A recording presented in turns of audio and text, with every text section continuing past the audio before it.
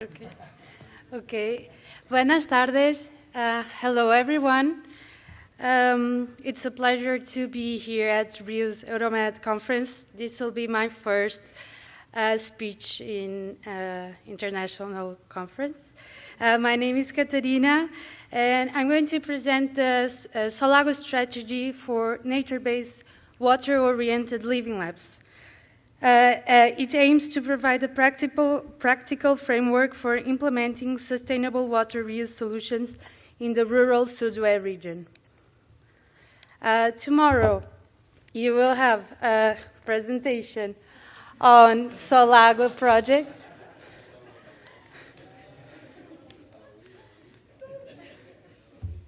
Wow. But I'll try to give an overview of the project.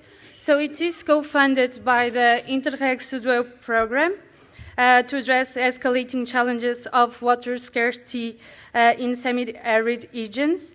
And right now we are establishing 3 demo sites, one in Portugal, in Spain, and in France. And the objective of Sollagua is to promote nature-based solutions for water use in agriculture, but the turning point here is that we want to use a bottom-up approach to meet the specific socioeconomic needs of rural communities. And this is where the living labs part enter. Oi? Too much? So what are living labs?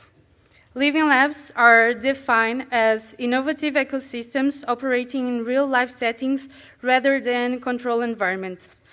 Central to this approach is the 4-helix model that implies collaboration not only between academy, authorities, and civil and industry, but also through civil society. This allows to move the users from being mere subjects of study to being active co-creators of innovation. To build a strategy, to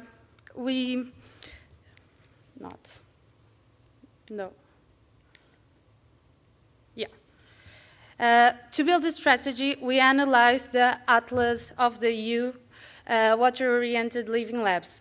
Even though it was published in 2019, it was a very valuable document to understand the water living labs that are out there. After evaluating 84 living labs, we understood some gaps. For example, civil society was the least involved group in the living labs, making it evident that there is a barrier of user-centered innovation. Another thing we discovered is that academia leads almost half of the living labs. And knowing this, we wanted to write this strategy in order to be readable for anyone, and anyone could take the steering wheel into making their own water-oriented living lab.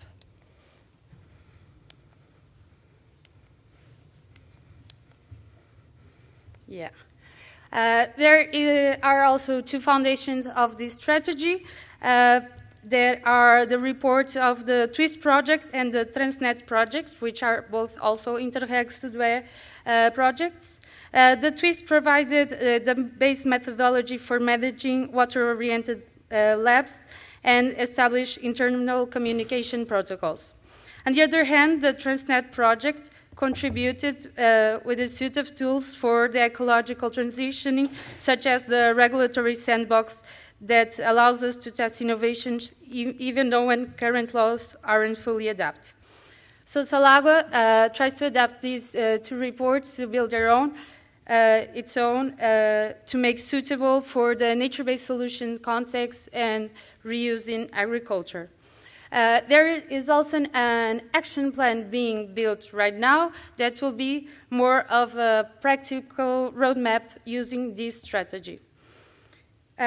The document itself, it is divided into parts. The first part is a bit of an overview explaining the Sollagua project, living labs, the analysis of the Atlas, more or less what I've just talked about.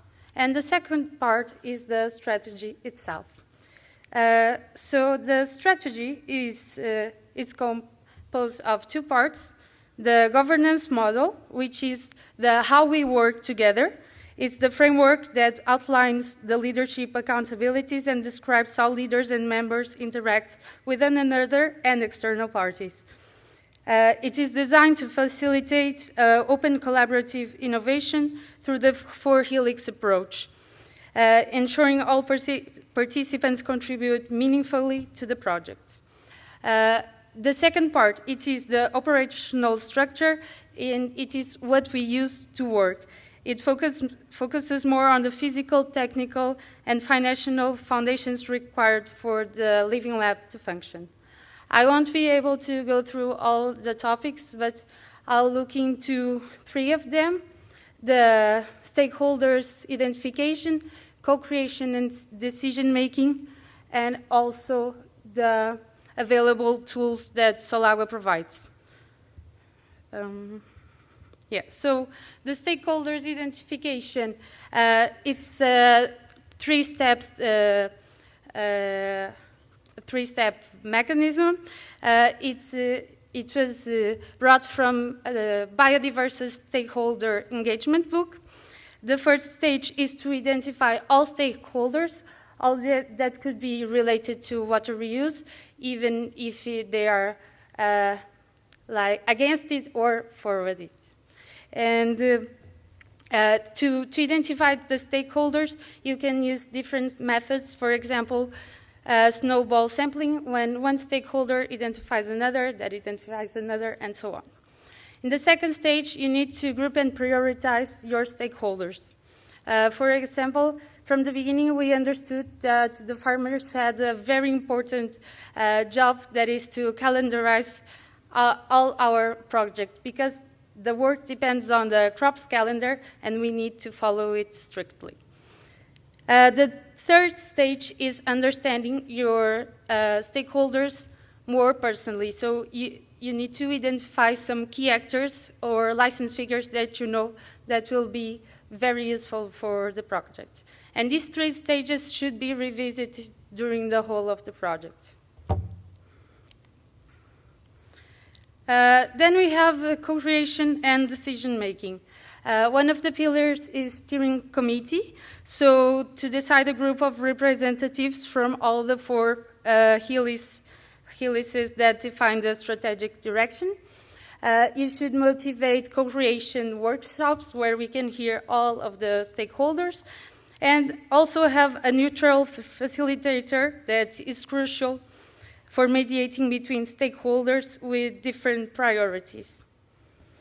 Lastly, these are some of the tools that Sollagua developed that are useful for building a living lab. So we have the portfolio of different schemes that is basically a fact sheet of 17 different technologies that explores how gray and green technologies can be combined.